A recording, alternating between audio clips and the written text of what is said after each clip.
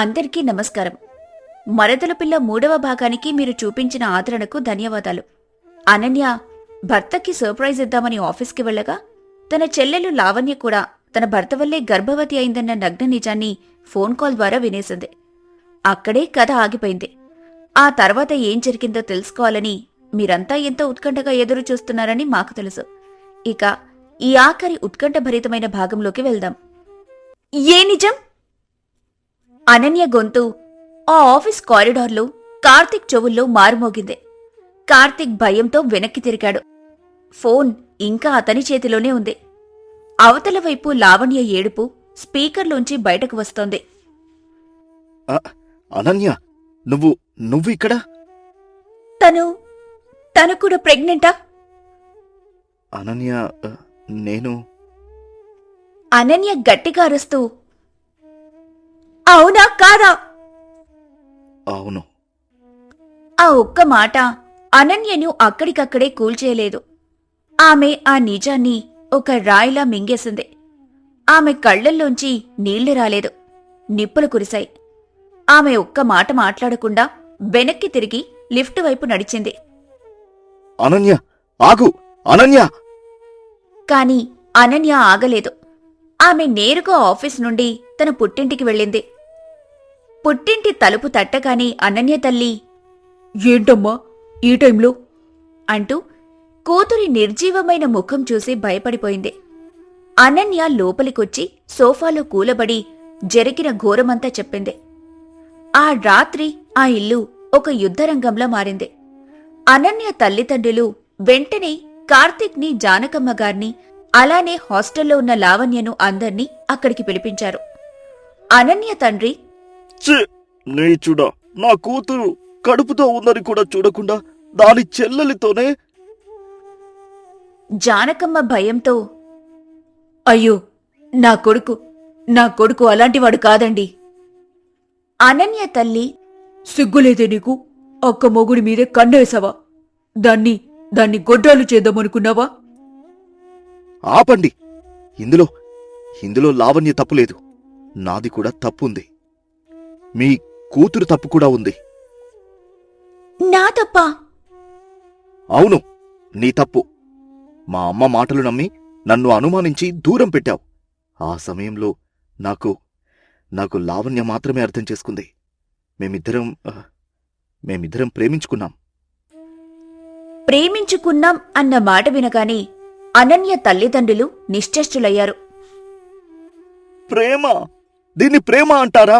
వ్యభిచారమంటారా? మీరేమైనా అనుకోండి, లావణ్య కూడా నా బిడ్డకి తల్లి కాబోతోంది. ఏంటి? అది కూడానా? అయ్యో, నా వంశం, నా కొడుకు! ఆ గొడవ జరుగుతుండగానే, లక్కీ, పద. ఈ మనుషుల మధ్య మన ప్రేమకు విలువలేదు. మనమే బ్రతుకుదాం. ఆ రాత్రి అందరూ చూస్తుండగానే కార్తీక్ లావణ్యను తీసుకుని ఆ ఇంట్లోంచి బయటకు వెళ్ళిపోయాడు. 2 రోజులు గడిచాయి. అనన్య పుట్టింట్లోనే కన్నీళ్లతో కుమిలిపోతుంది. జానకమ్మ కొడుకు పరువు తీశాడని లోకం ముందు తల ఎత్తలేకపోతుంది. 3వ రోజు ఉదయం కార్తీక్, లావణ్య ఇద్దరూ మెడలో పూలదండలతో జానకమ్మ ఇంటి ముందు నిలబడ్డారు. చిచి, నాశనమైపోయారు. అమ్మా, మేము గుడిలో పెళ్లి చేసుకున్నాం. లావణ్య ఇప్పుడు నా భార్య. భార్య? నీకు అనన్య అనే పెళ్ళాం కడుపుతో ఇంట్లో ఉందిరా. ఈ ముండను, ఈ అపశకునాన్ని నా ఇంటి గడప తొక్కనివ్వను. పోండి, బయటకు పోండి. ఆ మాటలకు లావణ్య ఏడుస్తూ, అత్తయ్య, నన్ను అత్తయ్య అని పిలవకు. అమ్మా, మర్యాదగా మాట్లాడు. మిస్టర్ మూర్తి, రండి. అక్కడే మెట్ల వెనుక నిలబడ్డ ఒక లాయర్ ముందుకొచ్చాడు. లాయరా? చూడండమ్మా, ఈ ఇల్లు మీ భర్తగారు మీ పేరు మీద, మీ కొడుకు కార్తీక్ పేరు మీద రాశారు. ఈ ఇంట్లో కార్తీక్ ఎంత హక్కు ఉందో ఆయన భార్యగా లావణ్య గారికి కూడా అంతే హక్కు ఉంది.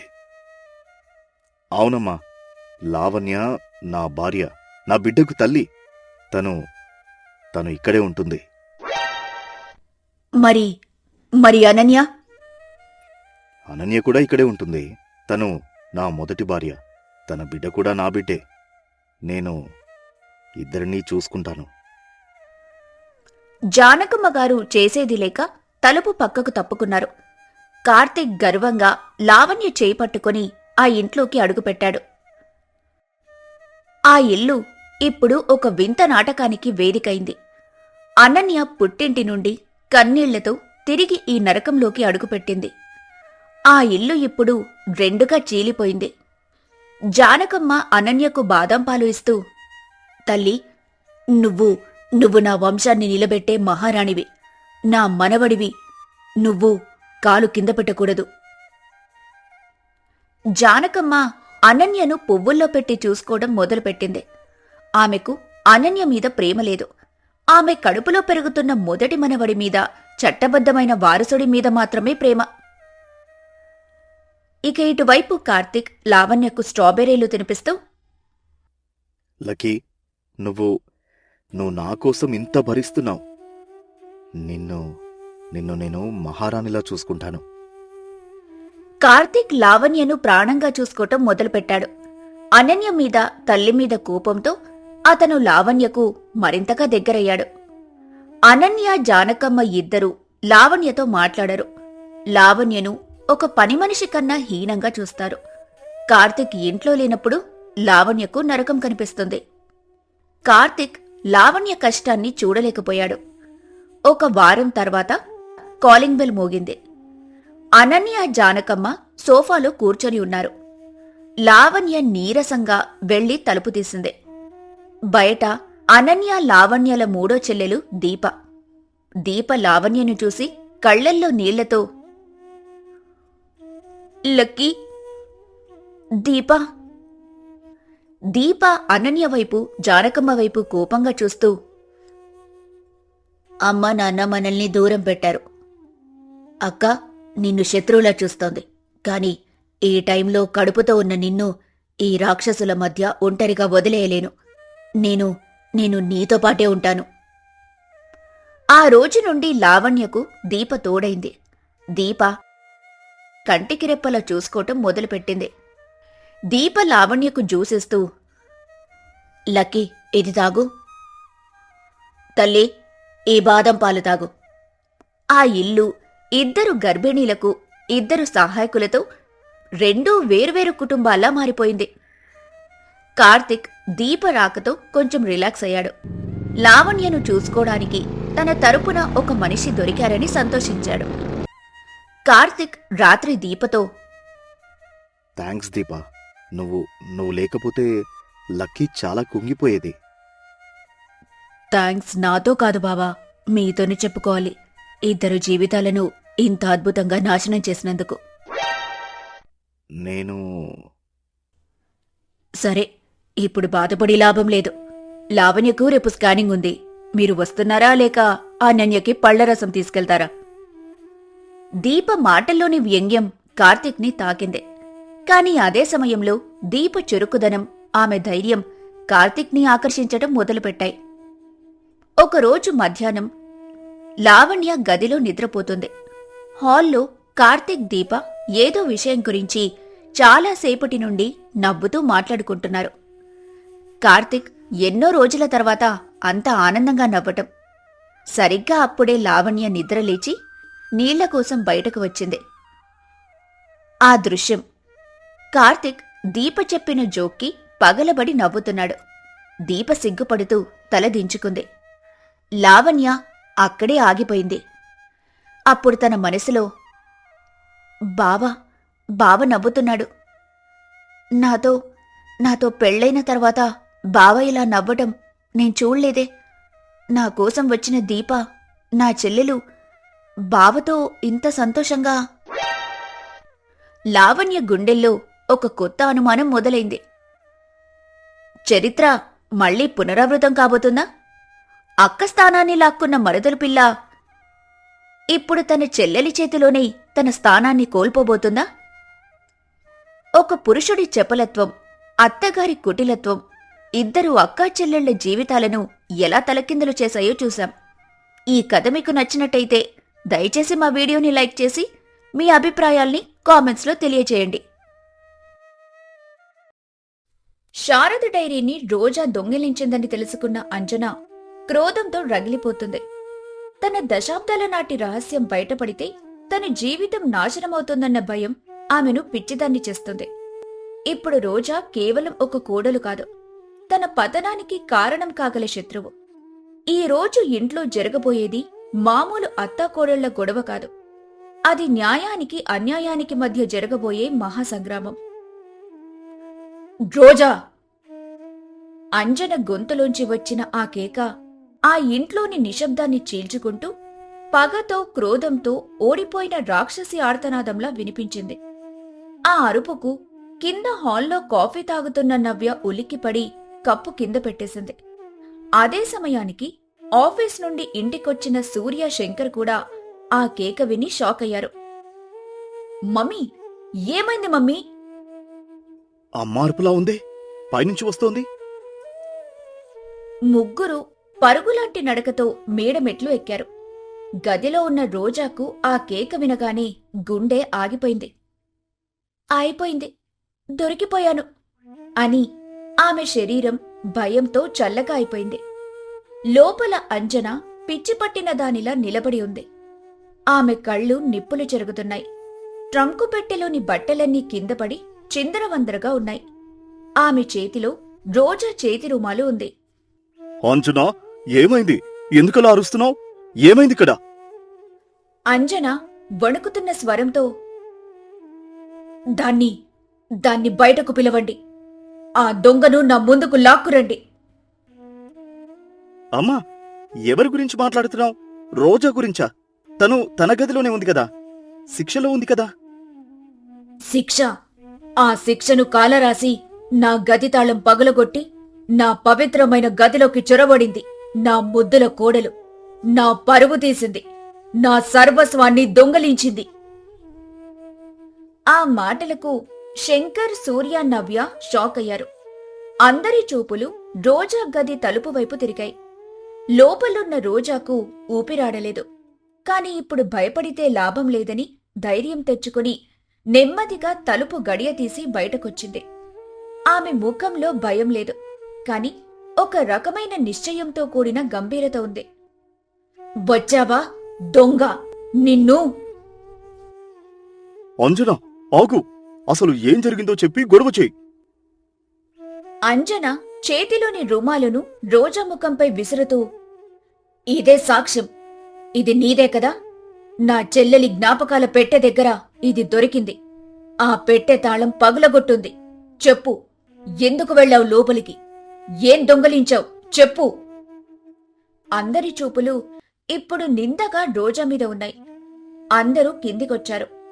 అంజన ఒక సోఫాలో కూర్చుని రోజా వైపు తీక్షణంగా చూస్తోంది. ఆమె పక్కన నవ్య తల్లికి వంత పాడుతూ రోజాని ద్వేషంగా చూస్తుంది. శంకర్, సూర్య మధ్యలో నిలబడి ఉన్నారు. రోజా ఒక్కతే ఒక మూలగా అపరాధిలా నిలబడి ఉంది. రోజా, అంజన చెప్పింది నిజమేనా? నువ్వు మళ్ళీ ఆ గదిలోకి వెళ్ళావా? తాళం పగలగొట్టావా? అవును మావయ్య గారు, నేను వెళ్ళాను. ఆమె ఒప్పుకోగానే సూర్య ముఖం నల్లబడింది. ఎందుకు రోజా, ఎందుకిలా చేస్తున్నావు? నా మాట మీద నీకు గౌరవం లేదా? ఆ గదిలో ఏముందని నీకంత పట్టింపు? ఏముంటుందన్నయ్యా, డబ్బు నగలు ఉంటాయనుకొని ఉంటుంది. అందుకే దొంగల మారింది. దీన్ని పోలీసులకు అప్పగించాలి. చెప్పు రోజా, ఏం దొంగలించావు? నా చెల్లెలి జ్ఞాపకాలు తప్ప అందులో నీకు దొరికే ఆస్తి ఏమీ లేదు. చెప్పు, నీకేం దొరికింది? ఏం తీసుకున్నావు? అంజన కావాలనే డైరీ గురించి చెప్పలేదు. రోజా నోటితోనే నిజం చెప్పించాలని ఆమె ప్లాన్. నేను డబ్బు కోసమో నగ కోసమో వెళ్లలేదు. నేను కేవలం కొన్ని ప్రశ్నలకు సమాధానాల కోసం వెళ్లాను. ప్రశ్నలా? ఒక దొంగకు ప్రశ్నలు కూడా ఉంటాయా? రోజా ధైర్యం కూడగట్టుకుని నేరుగా అంజన కళ్లల్లోకి చూస్తూ, ఉంటాయత్తయ్యా. ముఖ్యంగా ఒక అత్త తన కోడలిని ఎందుకు అంతలా ద్వేషిస్తుందో తెలుసుకోవాలనుంటుంది. ఒక పాత స్టోర్ రూమ్ ప్రస్తావన వస్తే ఎందుకు అంతలా భయపడిపోతుందో తెలుసుకోవాలనుంటుంది. పెళ్లికి ముందు చనిపోయిన మీ చెల్లెలు శారద గారి గురించి ఈ ఇంట్లో ఎందుకెవరు ఒక్క మాట కూడా మాట్లాడారో తెలుసుకోవాలనుంటుంది. శారద పేరు వినగానే శంకర్ ఉలిక్కిపడ్డాడు. ఆయన ముఖంలో ఏదో పాతగాయం రేగిన బాధ కనిపించింది. అంజన ముఖం రంగులు మారింది. నోర్ముయ్, నీకనవసరమైన విషయాల గురించి మాట్లాడకు. నా చెల్లెలి పేరు నీ నోటితో పలకడానికి నీకు అర్హత లేదు. ఎందుకు లేదత్తయ్యా? నిజం తెలుసుకునే అర్హత ఈ ఇంటి కోడలిగా నాకుంది. మీ గతం తెలుసుకునే హక్కు నా భర్తకుంది. నా భార్య చెల్లెలి చావు వెనుక ఉన్న రహస్యం తెలుసుకునే హక్కు మా మావయ్య గారికుంది. రహస్యమా? ఏం రహస్యం రోజా? ఏం మాట్లాడుతున్నావు? శారద ఆత్మహత్య చేసుకుంది. అది ఒక ప్రమాదం. అది ప్రమాదం కాదని, ఆత్మహత్య కాదని చెప్పే ఒక ఆధారం నాకు దొరికింది మావయ్య గారు. అందుకే అత్తయ్య ఇంతలా గొడవ చేస్తున్నారు. నేను దొంగలించింది డబ్బునో నగలనో కాదు. నేను దొంగలించింది మీ అందరి నుండి ఇన్నాళ్లుగా అత్తయ్యగారు దాచిపెట్టిన ఒక భయంకరమైన నిజాన్ని అంటూ రోజా తన నడుముకు చుట్టుకున్న డైరీని బయటకు తీసింది. ఆ పాత డైరీని చూడగానే అంజన కళ్ళు భయంతో పెద్దవయ్యాయి. ఆమె సోఫాలోంచి లేచి నిలబడింది. ఆ డైరీ అది నీకెలా దొరికింది? దాన్నిటివ్వు. ఆగమ్మా, అసలు ఏంటా డైరీ? ఏం జరుగుతోంది ఇక్కడ? ఇది శారద డైరీ. అంజనా, ఈ డైరీ ఆ రోజు శారదతో పాటే బావిలో పడిపోయిందని చెప్పావు కదా. ఇది నీ దగ్గర ఎలా ఉంది ఇన్నాళ్ళుగా? నా దగ్గర ఎందుకు దాచావు? శంకర్ ప్రశ్నతో అంజన మొదటిసారి అడ్డంగా దొరికిపోయింది. ఆమెకు నోట మాట రాలేదు. ఎందుకంటే మావయ్య గారు, ఈ డైరీలో మీ అందరికీ తెలియని నిజాలున్నాయి. శారద గారు ఎందుకు చనిపోయారో ఉంది. చదవండి మావయ్య గారు, చివరి పేజీ చదవండి. శంకర్ వణుకుతున్న చేతులతో ఆ డైరీని అందుకున్నాడు. సూర్య, నవ్య కూడా ఆసక్తిగా, ఆందోళనగా తండ్రి దగ్గరకొచ్చారు. శంకర్ డైరీని తెరిచి చివరి పేజీని గట్టిగా అందరికీ వినపడేలా చదవటం మొదలుపెట్టాడు. తేదీ అక్టోబర్ 15, 1995. నా జీవితంలో ఇంత భయపడిన రోజు లేదు. ఈరోజు అక్క నాతో గొడవ పడింది. శంకర్ను నేను కూడా ప్రేమిస్తున్నాను. అతను నాకు మాత్రమే దక్కాలి. నువ్వు అడ్డు తొలగిపో అని బెదిరించింది. ఒకవేళ నాకేమైనా జరిగితే నా చావుకి కారణం ఆత్మహత్య కాదు. నా చావుకి కారణం నా సొంత అక్క అంజనే అవుతుంది. ఆ వాక్యం చదవగానే హాల్లో పిన్పడిన వినపడేంత నిశ్శబ్దం. సూర్య, నవ్య నోళ్లు తెరిచి షాక్తో తల్లివైపు చూశారు. ఆయన చూపులు అంజన మీద నిలబడ్డాయి. ఆ చూపుల్లో ప్రేమ లేదు, గౌరవం లేదు. కేవలం అసహ్యం, అపనమ్మకం. అంజనా, ఇది నిజమా? అందరి చూపులు ఇప్పుడు అంజన మీద నిలబడ్డాయి. ఆమె ముఖంలో నెత్తరు చుక్కలేదు. ఆమె దొరికిపోయింది. దాంతో వెంటనే అంజన, నా చెల్లెలు పిచ్చిదని అందరికీ తెలిస్తే తన చెల్లి పెళ్లి శంకర్తో ఆగిపోతుందని, ఆ విషయం ఎవ్వరికీ చెప్పకుండా తనలోనే దాచుకొని చాలా బాధపడ్డాను. కాని చివరికి తను అంటూ అంజన చెప్పిన కథ ఎంత అద్భుతంగా ఉందంటే ఒక్క క్షణం పాటు సూర్య, నవ్య ఆమెను నమ్మేలా కనిపించారు. శంకర్ ముఖంలో కూడా గందరగోళం తాండవించింది.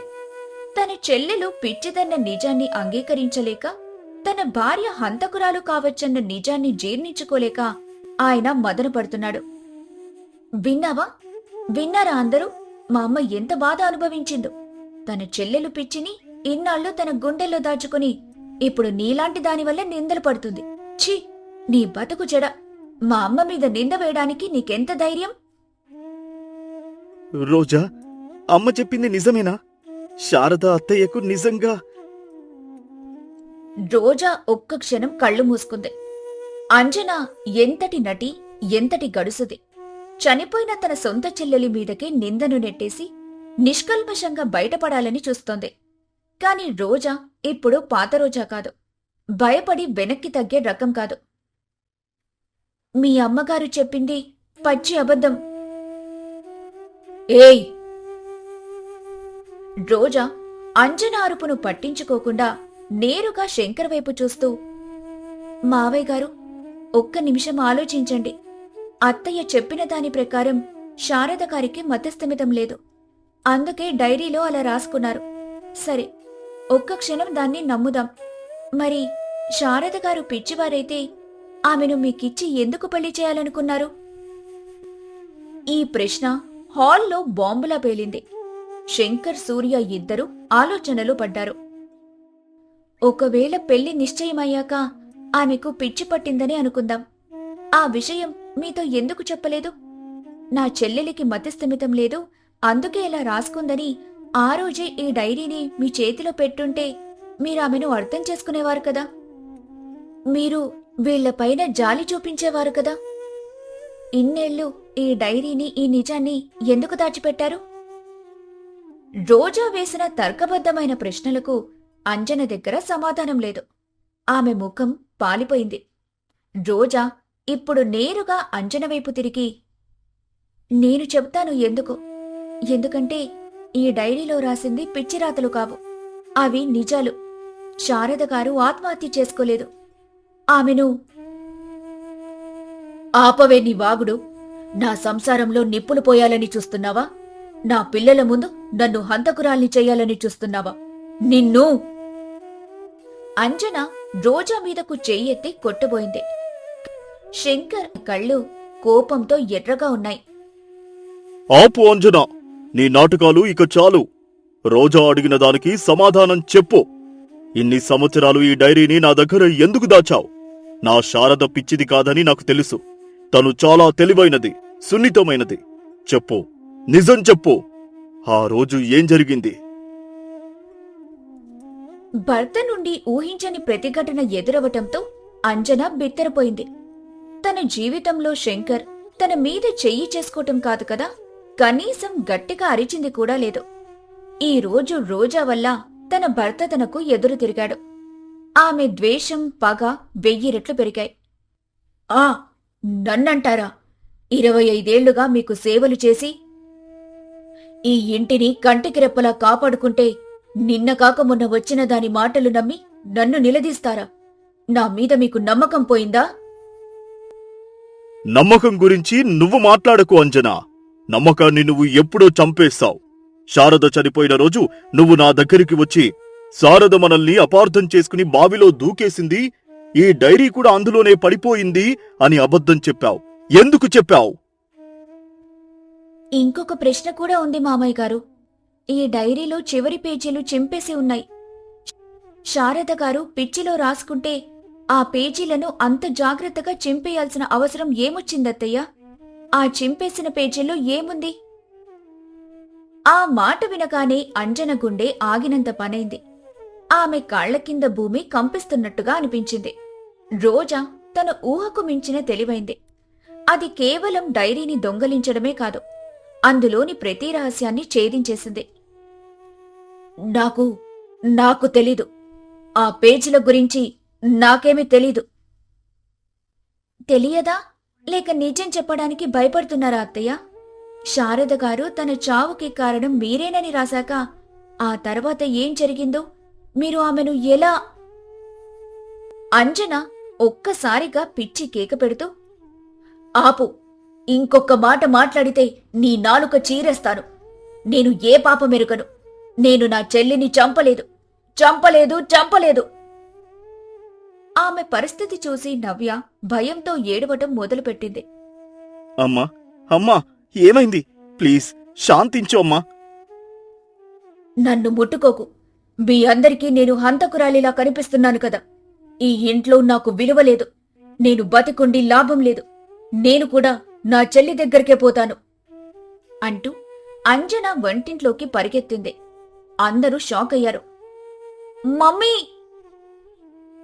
అమ్మా, ఆగు!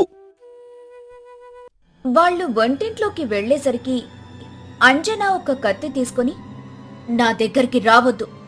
ఎవరైనా ఒక్క అడుగు ముందుకేసినా నా శవాన్ని చూస్తారు. ఈ రాక్షసి నా మీద వేసిన నిందతో బతకడం కన్నా చావడం మేలు. అంజనా, పిచ్చి పనులు చేయకు, కత్తి కింద పడేయ్. ముందు దాన్ని ఈ ఇంట్లోంచి బయటకు గెంటేయండి. అది నా చేతికి ఆ డైరీ ఇచ్చేసి నా కాళ్ల మీద పడి క్షమాపణ చెప్పాలి. అప్పుడే నేను ఈ కత్తిని కింద పెడతాను. లేదంటే... ఇంట్లో వాతావరణం భయానకంగా మారింది. అంజన కత్తితో బెదిరిస్తుంటే సూర్య, శంకర్ ఆమెను బతిమాలుతున్నారు.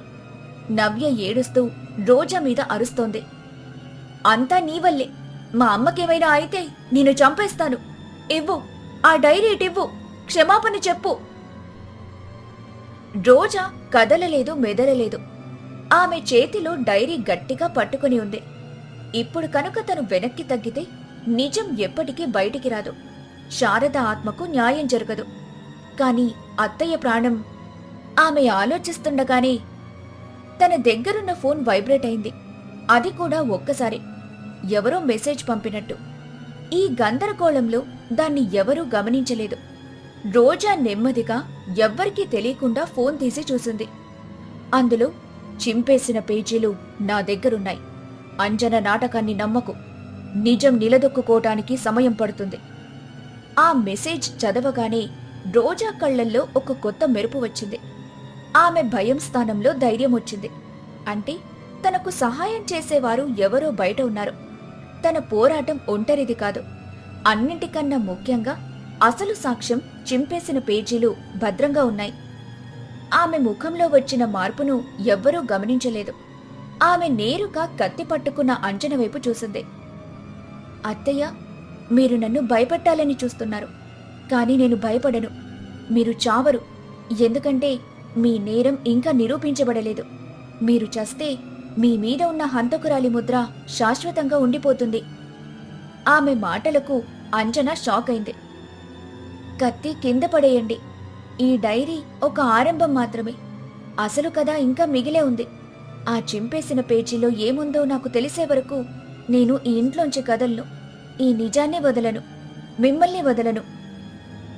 రోజా స్వరంలోని నిశ్చయానికి, ఆమె కళ్లల్లోని ధైర్యానికి అంజన చేతిలోని కత్తి వణకటం మొదలైంది. రోజా వెనుక ఎవరో అదృశ్య శక్తి ఉందన్న భయం ఆమెను ఆవహించింది. గడుసు అత్త పార్ట్ 5 కోసం మా వీడియోని లైక్ చేసి, కామెంట్ చేసి, షేర్ చేయండి. రోజా టీవీ తెలుగు ఛానల్ సబ్స్క్రైబ్ చేసుకోకపోతే ఇప్పుడు సబ్స్క్రైబ్ చేయండి.